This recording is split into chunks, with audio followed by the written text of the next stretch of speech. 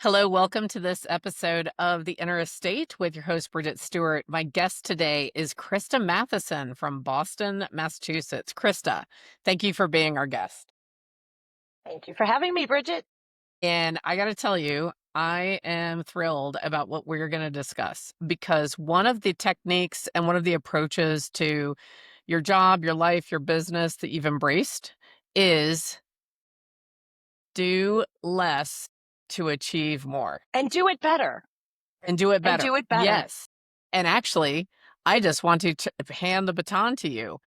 Can you restate, share with everyone what we're talking about? It's the idea of focusing on what really works in your business. We know there's a million ways to do it. There's a million ways to grow your database and be successful and attract more clients. The real question is, what works for you? We spend a lot of time looking around at what our counterparts are doing, wondering, is that going to be the secret shiny object that gets me to the next level? And the truth is, if we went more small scale and looked at what really works in our business and just became absolute certified killers Yes. at that, mastered those few things instead of trying to embrace every idea under the sun, and there's a million of them, Yes. that we actually will have better results. I had a client a few years ago. We embraced this idea. She really had great intentions and was just running herself ragged. And we know in this market, we're working harder to achieve the same results as we have achieved in years past. Opportunity is just harder to find now. So we're all putting in more work. And she had great intentions, but she was really drowning in these good intentions. She was doing Right. all the things, the mailers, the cold callings, the door knocking, the social media on 5 platforms and Wow. networking events 3 times a week. And she felt like she was on a hamster wheel. And it's exhausting, as you can imagine. Right. So we looked at her numbers and realized that 80% of her business, I'm a big fan of the Pareto principle. Yes, me What too. is the 20% of activity that's going to give you the 80% of results? And 80% of her business was really coming from 2 places: her past clients and her sphere and her neighborhood farm. So we put the brakes on everything else she was doing and we cut it. No more chasing every trend, no more random marketing experiments, no more someone in my office is doing, I want to Right. try. No more, hey coach, I just spent $1,000 on this neat shiny object. She doubled down on the monthly touch points to her top 100 people and became the go-to agent within her farm. Within 12 months, her business had doubled That's and great. she was working. It was amazing to watch. And she was working less. Less. Yes. She was working less. And another struggle in doing all the things isn't just about doing all the things. It's about, how is your life outside of your business when you're doing all the things? So really, I've become a firm believer and coach that says, let's focus on what works for you. Let's not pay attention to what your friend, your neighbor, your partner, your market center is doing. Let's really focus on what works in your business and Right. double down and decide, if we're not executing those strategies, what is possible within those strategies. If we're not executing at an 8, 9, or a 10, let's go turn up the volume under those activities and figure out, how can we create mastery within those few activities and see how we drive results then.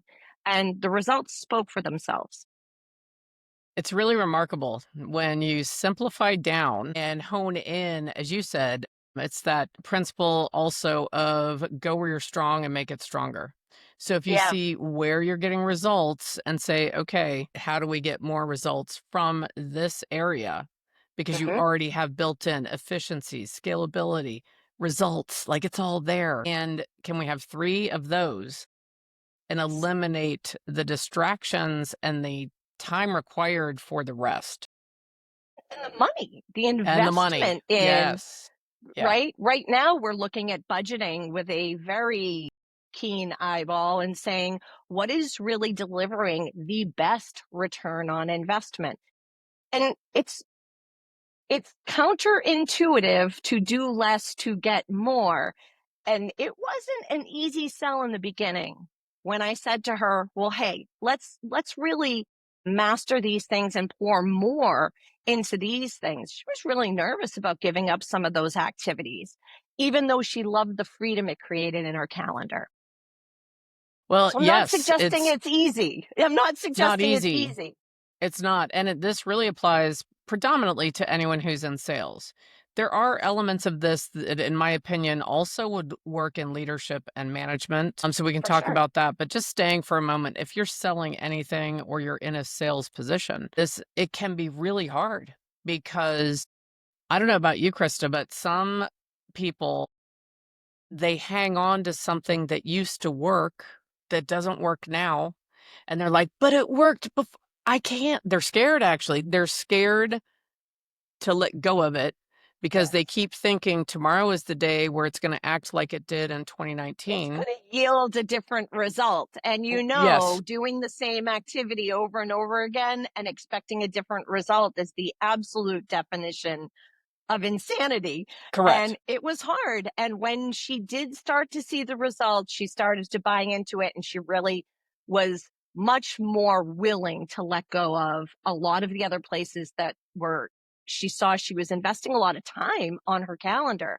And when she had that time back and she was able to focus on her family and really pull that counterbalance back into alignment, she was all in. Coach, how can we make this better? I don't want to do Right. more. I just want to make this the best it can possibly be. And she became known for being amazing at those few things. Certified ninja killer.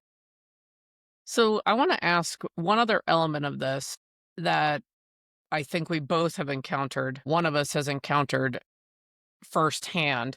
So sometimes when any workers, when they are in the habit of doing more and it's got to be all this and just go, go, go. And yes, I do work 60 hours a week and maybe even more, but I don't tell people so they don't worry about me.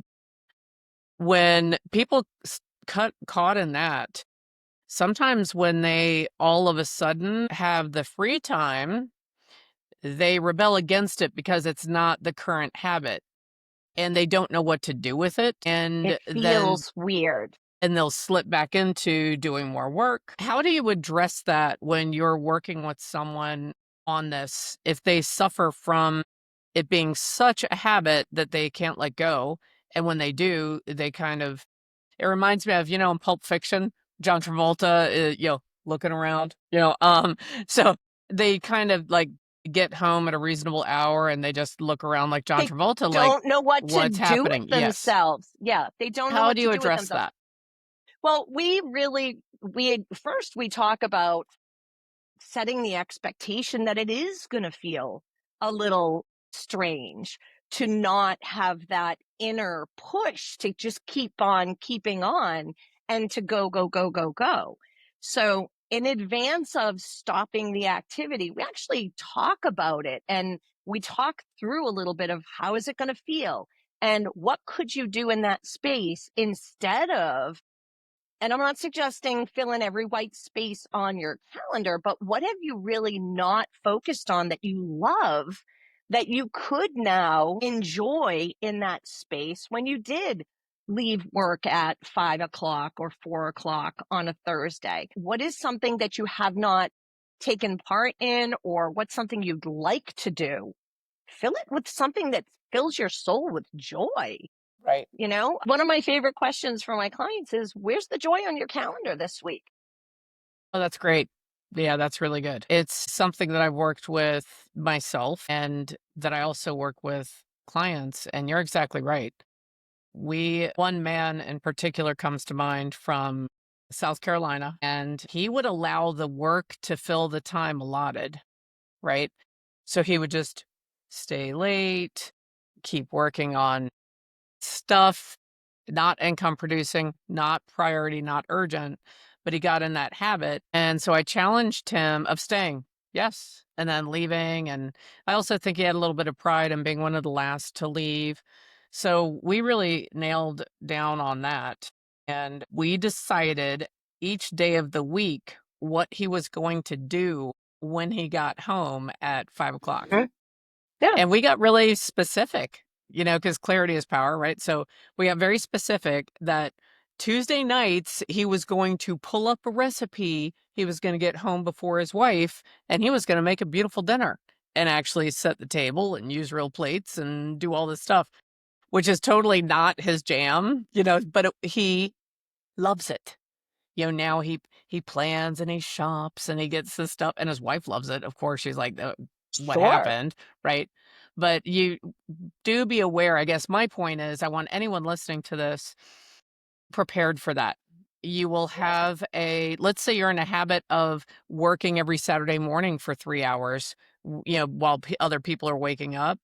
If you challenge yourself to not do that on a Saturday morning, you're still gonna wake up at the same time, and you are gonna be like, what am I doing?"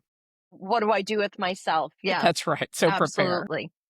Yeah. And to your point, the task at hand will expand to fit the time allowed. Yes. So if you're not using a time block schedule and you're not deciding on the rhythm of your workflow, my day ends at 6 p.m. In the and this client actually had to set an alarm in her phone to say, "Up, Yes. time to go home. Mine Time did to go as home." well. Alarm goes up, time to go home. And that's it. And I love the idea of really being clear and specific on which day are you going to engage in which fun, soul-filling, joy-bringing, Yes. relationship-building, Right. family-focused, Thursdays, he goes to the passion-driven. driving range. Yeah, and he just Love is it. making it, like, He's made the really space for set. things that are really important for him. And I bet you he's happier, he's healthier. His family is probably happier with Yes. him and they remember what he looks like because we've Yeah, all been through challenging and his markets team's where doing it's better. and isn't that the almost unexpected bonus, right? And he's now modeling a life by design, a work life balance, counterbalance, so that his agents do not fall into the habits of letting all the tasks expand. If he's the one saying, this is how we do it, leave at 6 o'clock, the agents following that leader are more likely to also say, you know, I'm really being intentional about the things that I do outside of my work time. Right.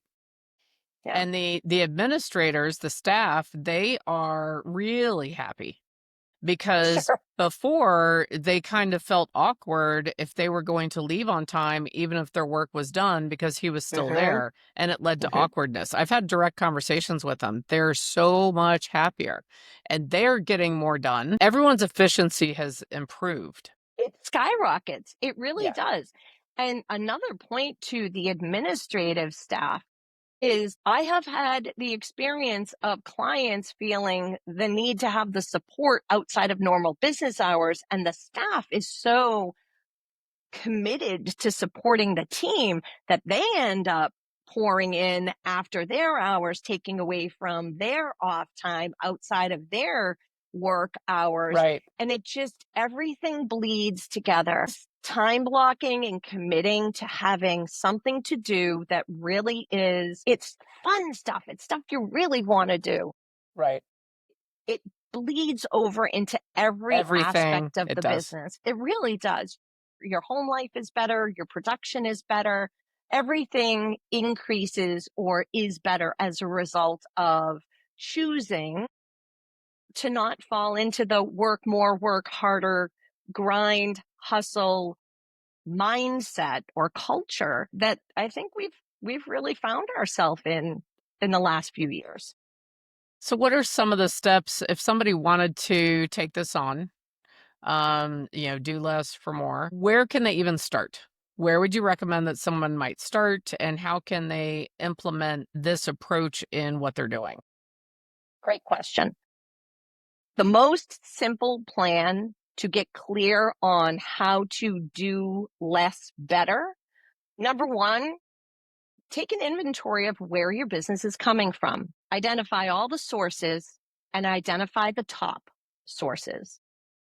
And then look at the systems and the activities around those sources and really give yourself a critical review of how well are we executing on those activities within that system that drive those results.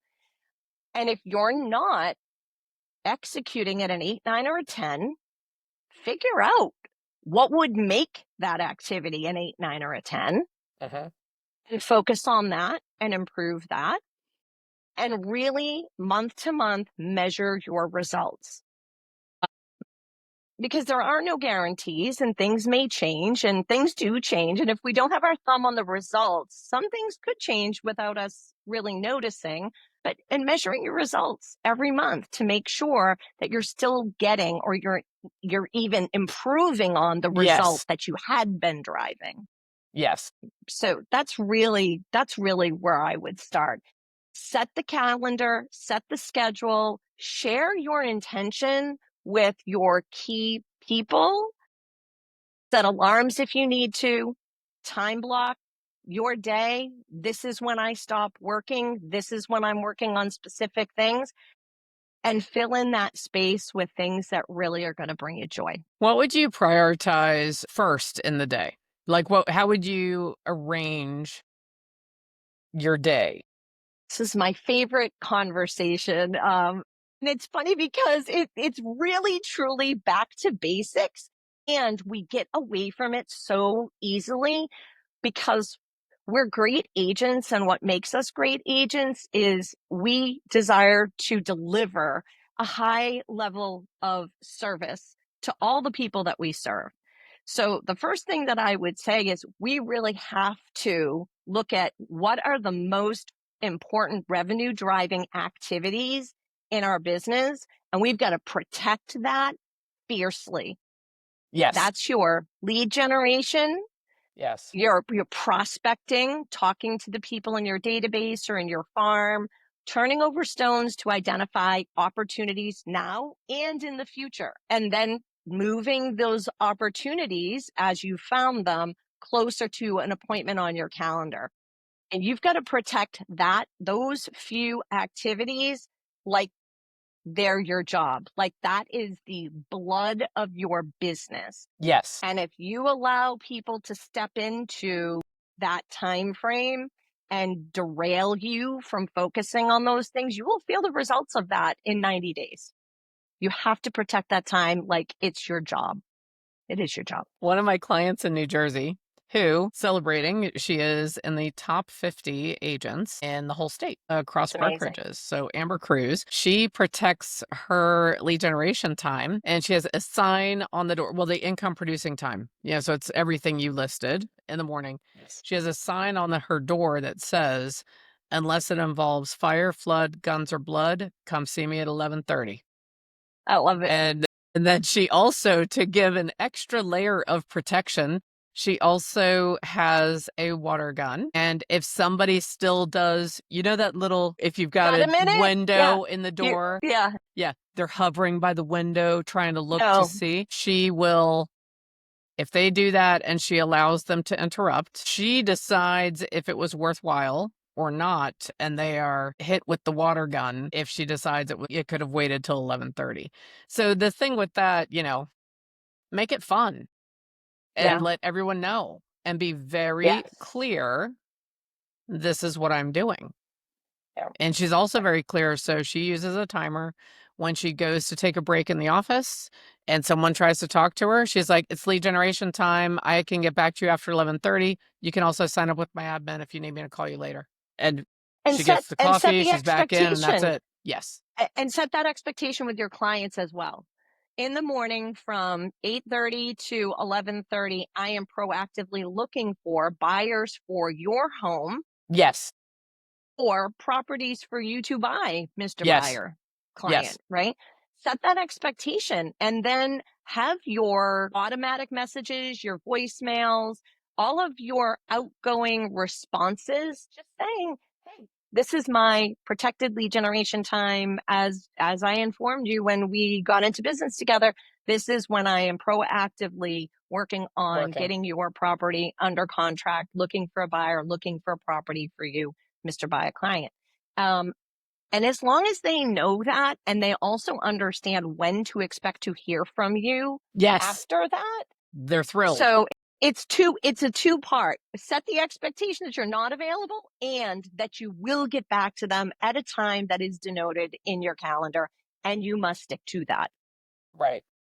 Yeah. What do you so then what happens? Let's say someone gets this routine down and they are focusing on income producing activity and their true job of finding the new. So, Gary Keller at Keller Williams, he'll say, you always find the new before you take care and maintain the existing. Hmm. So, what do you recommend after that protected, guarded morning time? What's next? Yeah. The next thing after that, I'd say, is checking in with your administrative team. Things may have happened. There may be urgent emails that need attending to. There are no emergencies in real estate, let's be clear. Yet there may be things that are time sensitive for closings that are happening same day, next day, things like that. The admin's task should be to prioritize what does that agent need to address when they are done in that revenue producing activity time.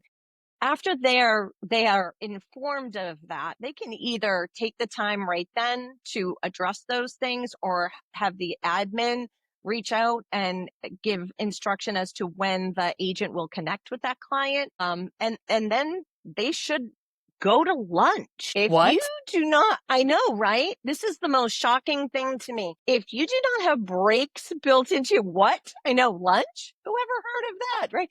Lunch, meet a lender, grab an agent, partner, friend, counterpart, another brokerage, somebody down this. Get out of the office. Yes. Go outside, change the air in your head, get a little sun on your face, just to have a little change of scenery, get something to eat. Because how many times have you heard agents say, oh, I'm going to jam a protein bar down my throat while I'm Right. sucking down a giant coffee, Yeah. while I'm running from here to there? That's not what we're talking about, managing our time. And that sounds like mismanagement of time. And it doesn't sound like you're taking very good care of yourself. Right. So go to lunch. And then after lunch is the time to move your deals in motion forward. You've got a time block of a couple of hours after you're done with lunch where you're moving those deals forward. You're touching base with your sellers. You're touching base with your deals under contract clients. You're talking to attorneys, title, anything you need to do to move your deal closer to the finish line should happen in that post lunch couple of hours. And then you should have a couple of appointments scheduled, knowing how many appointments held you must have every week. Only so many days you're likely going to have appointments scheduled. Right. Follow your calendar. Go home. Go cook dinner for your wife. Go to Yeah. Right. go to pickleball. Yes. Go watch your kid play soccer or something. Yeah. And we all know go ahead. I was just going to say, what I find is people who resist time blocking or following a schedule, when I boil down what's really happening there, the truth is they're not convinced there's a time to address that issue in their calendar already. So they really need to understand when we talk about managing your schedule and setting up your time blocks, using alarms to help create that habit, that we're clear on in that time block, what are the things that you That should you're be doing. doing here? Because if there's something that comes up in the early months with new clients, they'll say, Coach, I have to do this thing and I'm not sure where it should go in my time block. And if Right. you find things, then we will create a space for it and say, okay. And if it gets to be there's so many things in a time block that you can't handle, now we're going to have a leverage conversation. Right. And speaking of leverage, I mean, I feel as if there's for most salespeople, there's a lot of room for adding some systems, some frequency using AI, using technology for Hmm. reminders, prompts, and alerts, and having a staff person. So, do you have any advice in terms of adding more systematic elements to your entire sales process and your entire client experience? Hmm. Yeah. Like, We how could all someone do that? we all know that there are key points in our processes. There are things that are going to happen over and over and over again. And we should prepare for that. Make your own life easier. You know that post inspection, you're going to need an email that goes out to the, co-broke agent that says, hey, little feedback on that inspection. How'd things go? Looking for some feedback, information, reach out. Let's have a conversation. Craft an email that says something a lot better than that. Right. If you're going to do something more than once, create a system Make around it it. really, yeah, Save yourself the thinking of having to come up with something in the moment. Phil Jones says, we're going to have these moments and these really important conversations. And the worst time to think about what you're going to say is when you need to say it. And that is exactly. so true. It's It is. so true. So I would say, look at your processes, identify things you do routinely, rotely. This is the thing that happens next. Create those. And if you have to have conversations, or if you're leverage, your admin, your assistant, needs to have a conversation, instead of looking to you to say, well, what should it say? Leverage ChatGPT. Leverage ChatGPT. Explain the context of the conversation and make sure that you agree and make that part of your system. Right. And then that will free up so much time in and of itself. And brain space. And Absolutely. brain space, Right. right? Gary Keller, talks about decision fatigue.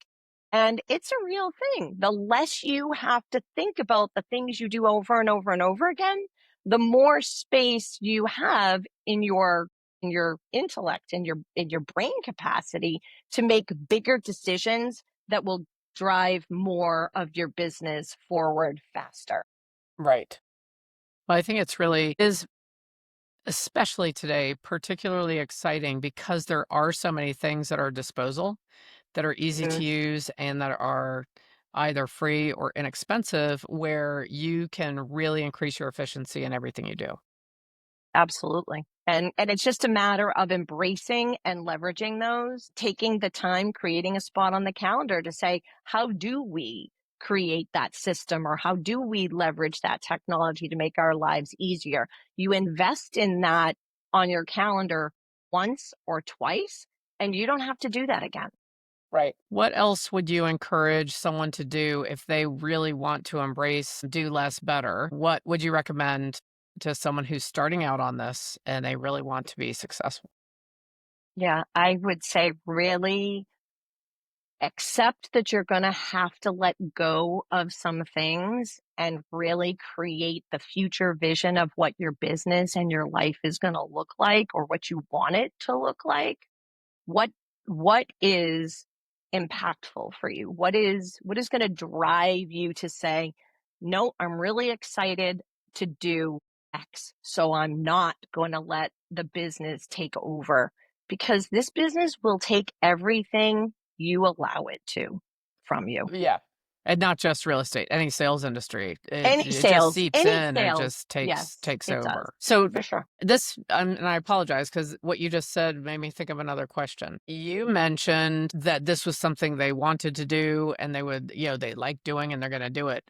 What if part of the issue is the person resists doing it and they've convinced themselves they don't like it. So part of the chaos of long days is really an elaborate manifestation of It's avoiding creative lead generation. avoidance. Yes. That is So what do you say to creative them? avoidance. Well, in the creative avoidance of creating the chaos, I really I go back to your life by design. How do you want your life to look?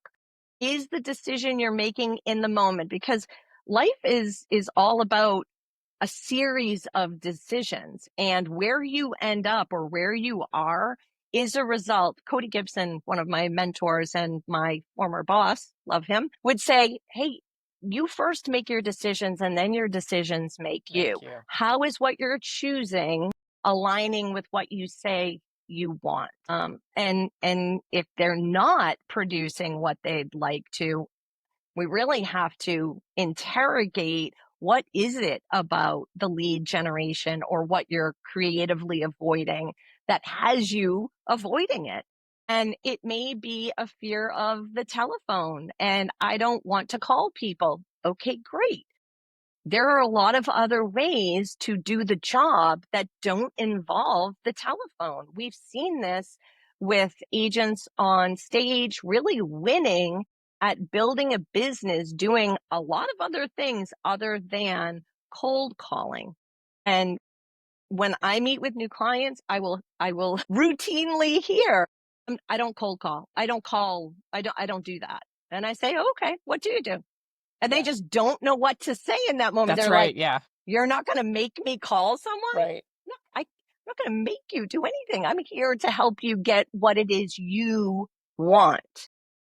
And how badly do you want it? And what are you willing to do to have it? Because if you're not willing to do what it takes to have and be and achieve what you say you want to, we're really going to have to examine that. It's really I love the way that you answer that. I have a similar fashion. So they'll say, I don't cold call. And I say, well, thank goodness I don't have to have the conversation to try to get you to stop because I don't Right. recommend it. Now, let's go on. So we have slightly different approaches, but I think it brings about the same response. Most people are like, what? What? Yeah. Don't you want to build a system that's duplicatable, scalable, and infused with at least 65% relationship based and 35% new. And they just don't even know. They Yeah. don't. It's so They don't. it's so funny.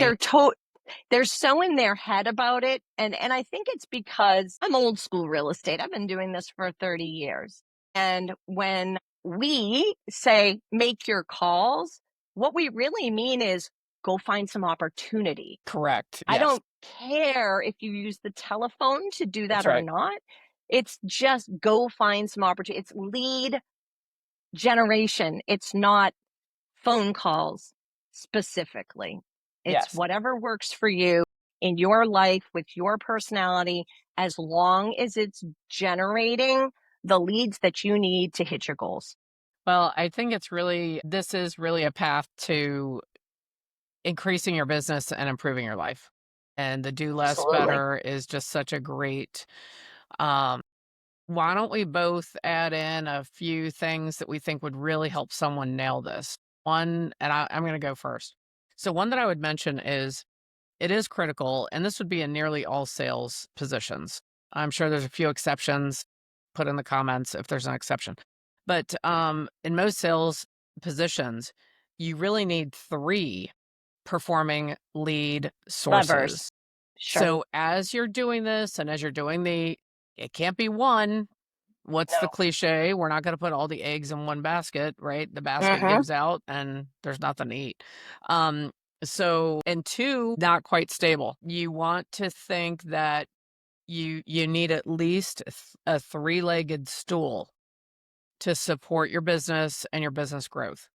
So I just was gonna share that as another item to consider as you're doing less. You Mm-hmm. still need to have 3 actively worked producing lead sources.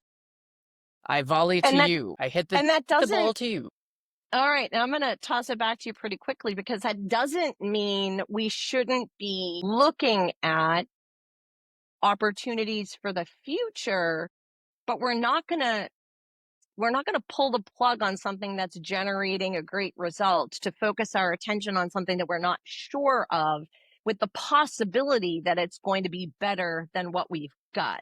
This is becomes a interrogate and measure and affirm that what you're doing is still generating the same result. And when you start seeing that it is not, then it is time to say, okay, what else can we add to the mix? We're going to keep doing that because this may be a blip, but we're going to start to look at what else could we pull in? What have we identified as potential fourth runners up to the Yes, the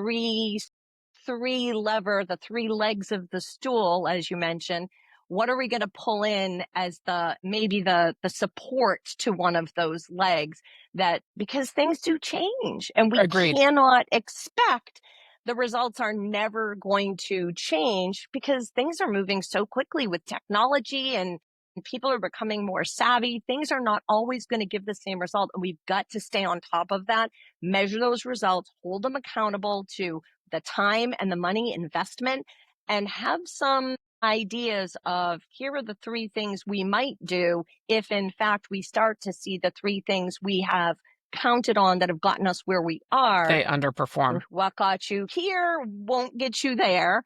And yes, if they start to underperform, we need to pay attention to that and not wait until we're behind the eight ball with the Correct. results. Right.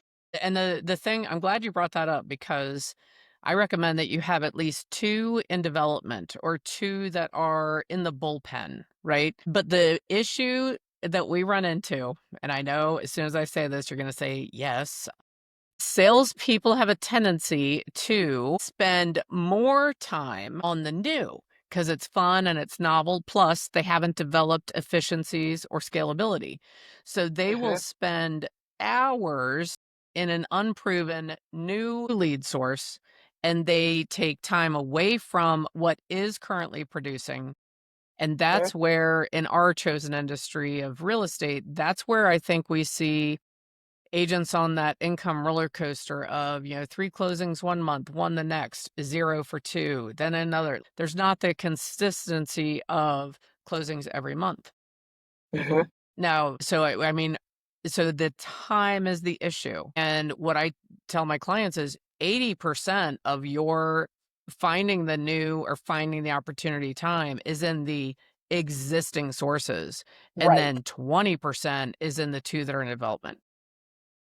And the 2 in development, in my opinion, should always be time blocked after lunch, twice a week. So maybe it's an hour and a half twice a week. You look into the new and you develop and you research and and you figure it Mhm. out. But most salespeople that are not working with a coach, they spend way too much time in the novelty and the new and what could we do with this and it's a business It's killer. it's the same behavior as agents who, to your point, they've got that income roller coaster because they get a couple of properties under contract and Yeah. then they're completely consumed with getting them closed. And then they have no deals because they completely abandoned. So the 80/20 rule is so important. The time blocking is so important because, to your point, otherwise you can get very carried away. And in the absence of a deadline, that task will expand to fit the time allowed. Yes, it will. Well, this has been just really a great conversation. And if anyone is considering do less better, really take it on. I want to add in one additional technique that I think is critical, and that is working it into your morning mindset routine and making it part of your affirmations and part of your visualization. Yeah, I love It's that. Yeah. possibly even if you have an emergency, in case of emergency, break glass here. If you have a mindset routine that you do in the case of emergency, I would incorporate at least one of your 3 power statements to include, I do less better.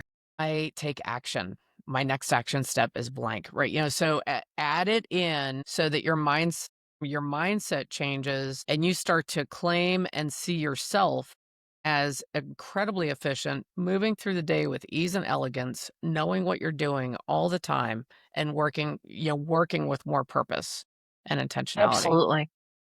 I love that. Absolutely. Mindset is at the core of everything we do. The things we believe and think about most are going to guide and determine our actions. Right. So that's a great point. Well, Christa Matheson, amazing coach, both business and real estate and leadership. Well, thank you. And a owner and chief executive officer in some other businesses, including one with AI technology.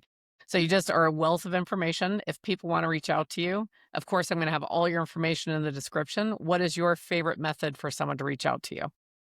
Text is best for me. Text is best. Excellent. All right. So thank you so much. I hope all of you will join us again on the next episode of The Inner Estate. Get out there and do less better.